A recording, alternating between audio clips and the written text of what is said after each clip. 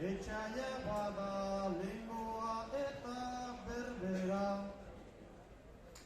Molde berritan borroka zarrak berrantzea da aukera.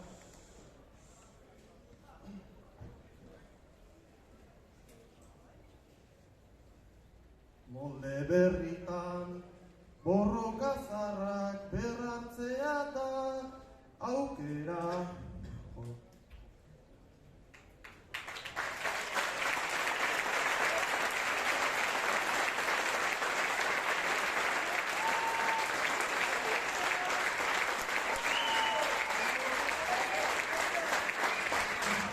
Garai berritan etxaia bada, lehengoa eta berbera. Molde berritan borroka zarrak berrantzea da aukera. Naizta borrokak hartzen ditugun norberaren izenean, zilegiago dira behin hartu zituztenen omenean. Zerbait aldatzen da militante bakoitzaren barrenean. Zerbait aldatzen da militante bakoitzaren barrenean. Bide berriak nekezarrak arintzen dituenean.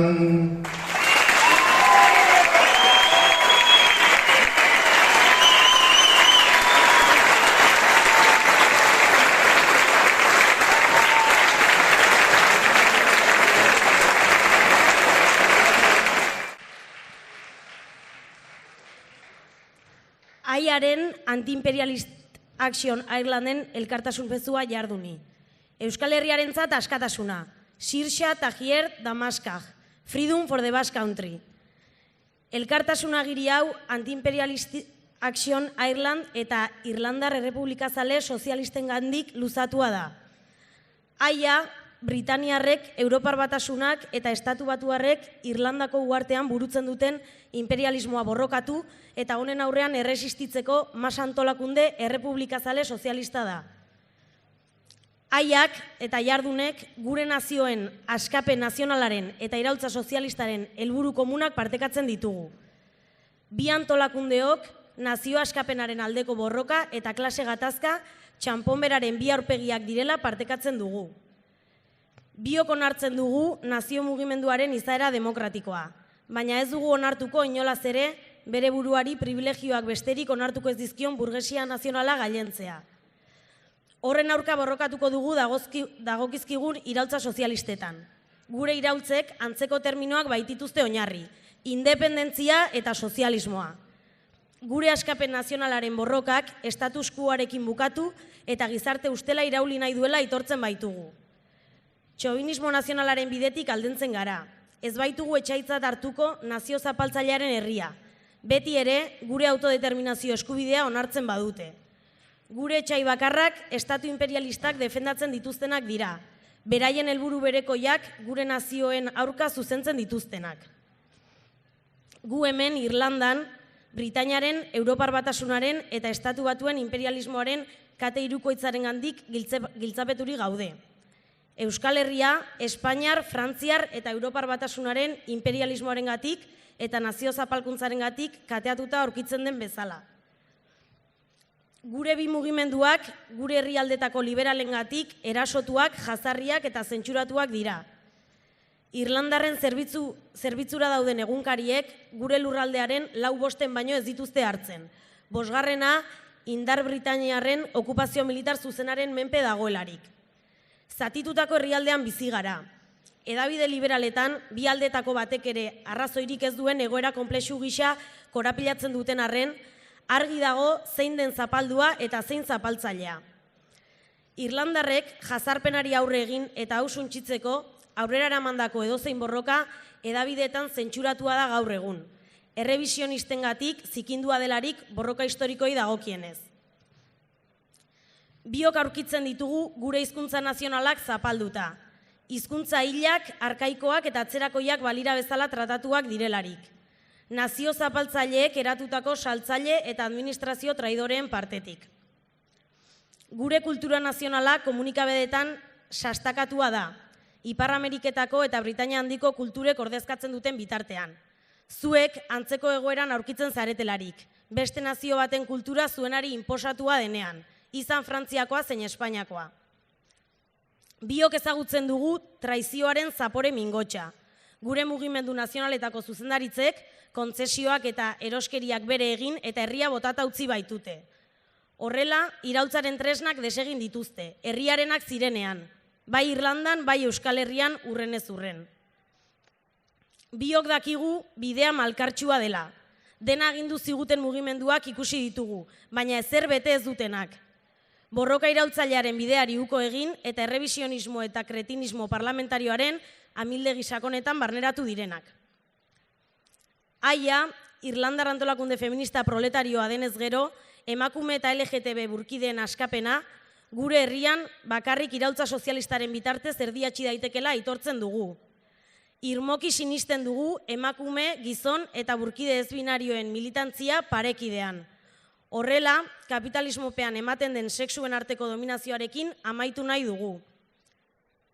Guk, zuek bezala internazionalismo iraultzailea elikatu nahi dugu, eta horrela gure elkartasuna luzatu nahi dizuegu. Beste edozein zapaldu eta langile mugimendu aurrerako irekin egingo genukeen bezala. Bai Palestinan, Kurdistanen, Bretainian, Eskozian edo Galesen. Europan imperialismoaren aurkako borroka eta Europako imperialismoaren aurkako borroka esparruak zabaltzen ari direla ikusten dugu. Azkena Korsikan. Izan ere, kolonietan eta erdikolonietan iraultza nazio kolonizatzaileen aurrera egiteko funtsezko osagaia dela ulertzen dugu. 1916ko altxamendua eta zuen kasuan 36ko gerra bezalako historiako funtsezko unetatik ikasi beharra dugu. Momentu hauek mugimendu internazionalista proletarioa auspotzen baitute. Gure nazio baliabideen ustiapenaren eta lapurretaren aurkako borroka partekatzen dugu. Izan gas naturala, petroleoa edo bestelakoak. Nazio baten burujabetzari laguntzea beharrezkoa da. Nazio askapenerako mugimenduaren printzipio bat izan behar baita. Nazioen baliabideak soilik herriaren eskuetan egotea. Era berean, Asier Guridi errefuxiatu politikoari gure babesa eta besarkada iraultzaileena bidaltzen dizkiogu.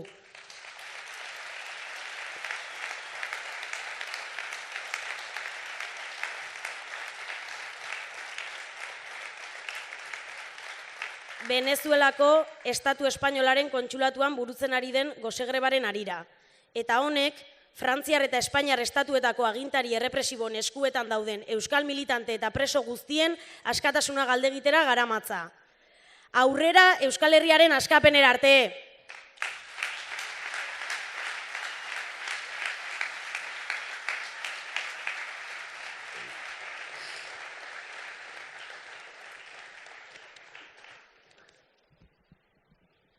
Anti-Interment Committee of Irelandek bidalitako elkartasun mezua.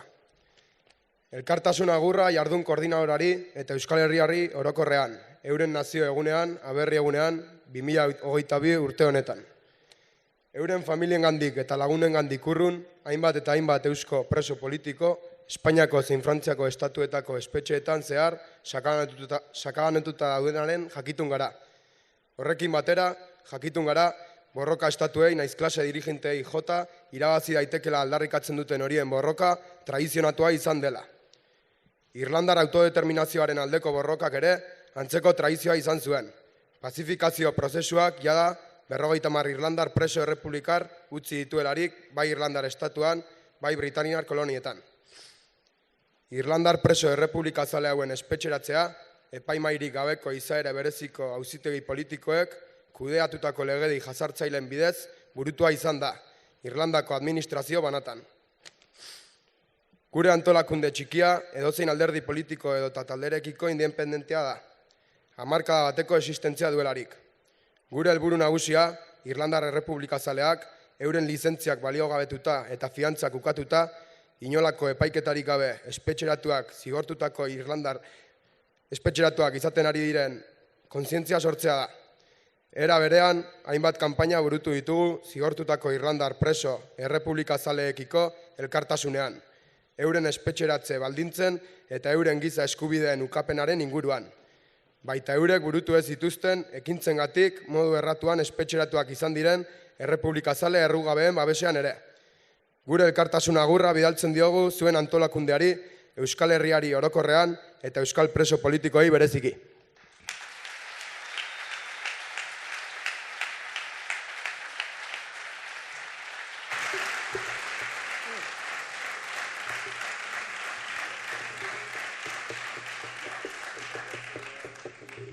Kapitalismopean langileok bizirautera kondenaturik gaude. Gure bizitzak lanaren eta honetan pairatzen dugun esplotazioaren inguruan eraikitzen ditugu. Burgesia lan horren kontura bizi den bitartean. Hori da kapitalaren dinamika. Hori da egun munduan zehar indarrean dagoen sistema ekonomikoaren logika. Horregatik, garrantzitsua da aurrean dugun arerioa zein den argi eta garbi identifikatzea eta seinalatzea. Sistema kapitalistak, burgesiak, egunero langileen odola surgatzeko sortzen dituen beldur eta errepresioa normalizatzen eta zilegiztatzen baititu bestela. Baina bere herriaren askatasunaren alde 19 urte preso eman da, Frantziako espetxe politika kriminalaren ondorio zuzena den Iban Kolonaren erailketa ez da normala. Jada 800 urte luzez, Britaniar okupazio eta zapalkuntza pairatzen duen Irlandako herri langilearen egoera ez da normala. 8 urte luzez, gerran egon ostean, egunerokotasunean bonbardaketak, erailketak eta sarraskiak bizi dituen Donbaseko herri langilearen egoera ez da normala.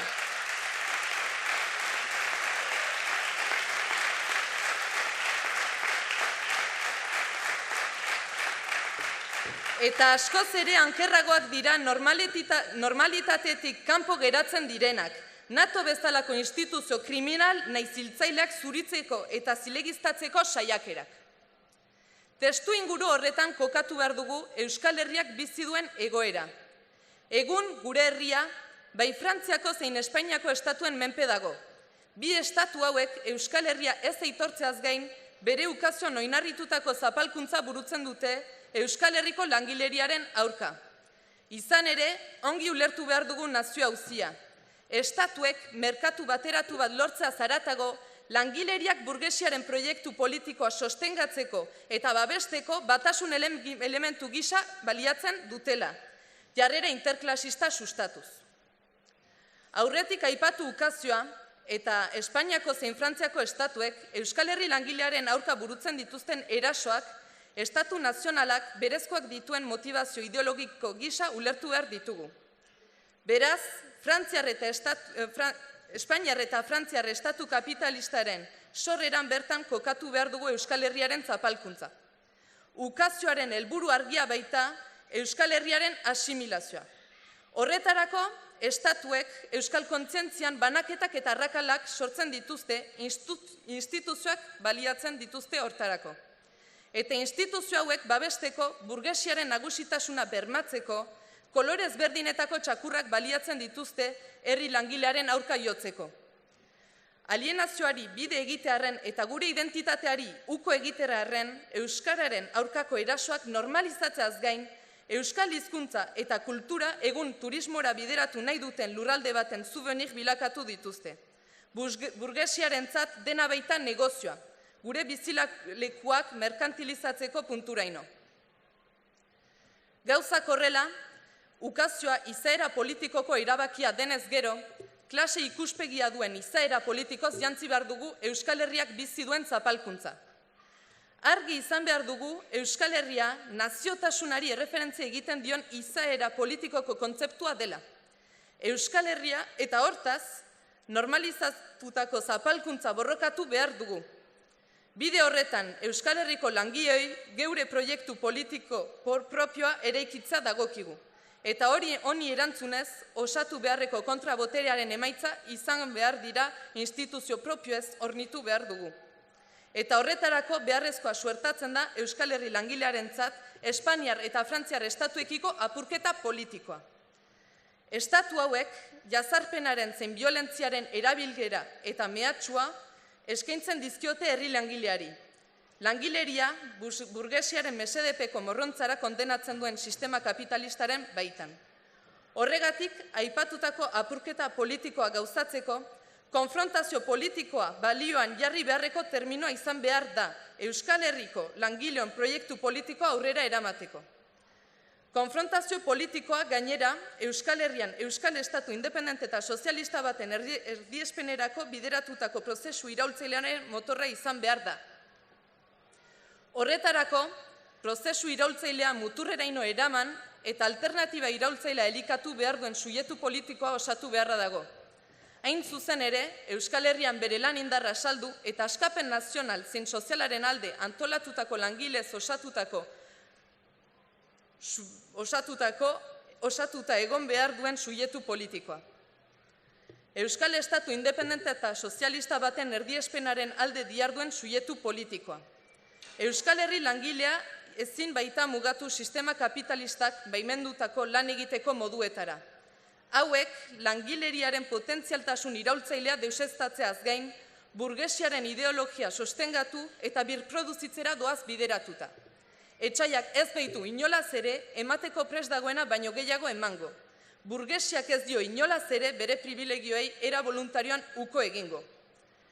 Klaserik gabeko gizarte baten bidean, eman beharreko prozesu iraultzailea martxan jartzea ezinbestekoa da. Langile klaseak botere politikoa eskuratzeko bidean aurretik aipatutako subjektua, estatu kapitalistarekiko konfrontazioaren bidez lortuko delarik bakarrik. Konfrontazioan erekitako kontraboterearen bitartez, zapaltzailearen botere eguneak igatu eta esplotatzaileen aurka eta bere askapena bermatuko duten egitura iraultzaileek antolatu behar ditu Euskal Herriak. Prozesu iraultzailean zehar eskuratutako lorpenak bermatzea aldera. Euskal Herri langilearen botere politikoa kontraboterean oinarrituta egon behar baita. Hau da, estatu kapitalistek Euskal Herriko langileengan duten kontrol eta boterea deuseztatu ahala, ereiki eta errotuko da langileon alternatiba iraultzailea. Alternatiba iraultzaileak Euskal Herri langilearen behar izanak ase behar dituen osotariko alternatiba politikoa izan behartu. Hau, langileriaren aktibazio eta engaiamenduaren araberako borrokak eramateko gai izango dela bakarrik ulertu beharra dago. Hori dela eta, une honetan, alternatiba iraultzailea ehuntzen eta erikitzen joan ahal izateko borroka ideologikoa eta mobilizazioa sustatzera bideratutako langileon aktibazioa dira lehentasuna. Hau lortzeko tresna gisa ulertu behar dugularik jardun koordinadora. Azken finean, jardun Euskal Herriko askatasuna lortu behar duten antolakunde eta militanten antolakuntza sustatzeko helburuarekin sortutako markoa da. Hauek, proiektu politiko eta planteamendu estrategiko amankomun baten pean, antolakunte bakoitzak bere ekarpena eremu politiko zehatzetan burututa, baina denak estrategia eta norabide komun baten baitan aritzea du helburu. Jakitun izan behar gara, hau Euskal Herriaren kontzientziazioaren bitartez lortutako aktibazio eta parte hartze gradualaren bitartez lortuko dela. Prozesu horretan, prozesu iraultzailea bera era gradualean gauzatuko da. Euskal Herri langilearen alternatibak unean uneko indar, baldintza eta problematika ezberdinen araberako borrokak aurrera eraman behar dituelarik. Bere lan politikoan sakondua ahala, Euskal Herri langilearen koordinadoraren baitako parte hartzea areagotu ahala, antolakunde marko berriak sortu eta integraltasuna eta osotasuna erdietxiz joango da jardun. Hau lortzeko baldintzak sortzea izanik mugimendu iraultzailearen lehentasuna. Euskal Herriko askapenaz hitz egiterakoan, sarri aipatutako terminoa dugu autodeterminazioa. Autodeterminazioa nazio bat bere borondatearen aurka beste baten subiranotasunaren menpe dagoenean askotan agertzen den terminoa baita. Baina autodeterminazioaz ari garenean, apurketa politikoan oinarritutako kontraboterearen pean garatutako prozesu iraultzailea aintzakotzat hartuta ez gara inolaz ere Euskal Herria jazartzen duten estatuek markaturiko, onetsiriko eta errazturiko bozketaz ari. Nazio bat, beste nazio baten estruktura estataletatik banantzeko prozesuaz baizik. Autodeterminazioa Euskal Estatu independente eta sozialista lortzeko aurrera eraman beharreko prozesu iraultzailearen sinonimo gisa ulertu behar dugularik Euskal Herriaren kasuan.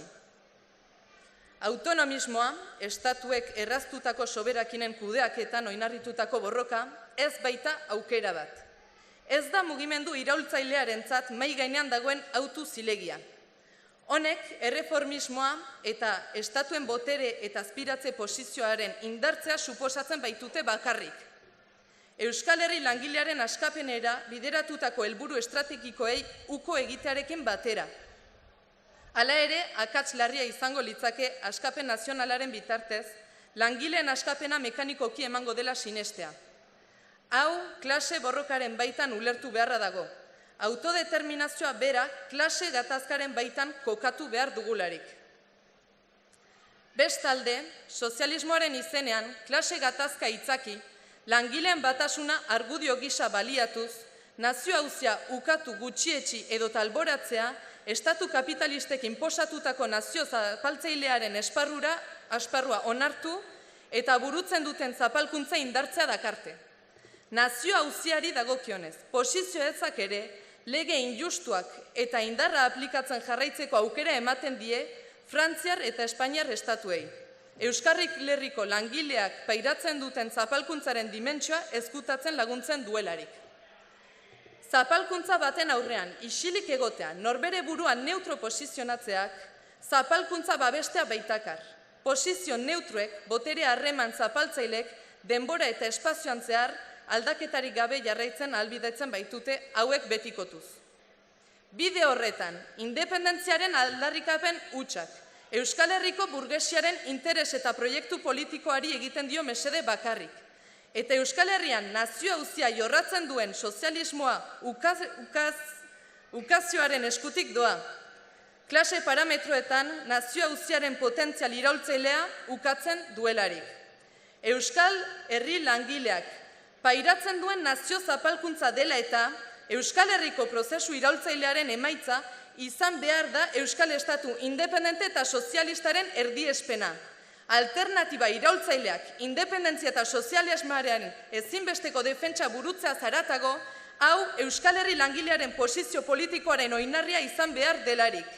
Euskal Herri langilearen alternatiba bakarra, independentzia eta sozialismoaren eskutik datorrelako hala beharrez. Gore Euskal Herria oskatuta! Gore Euskal Herria sozialista!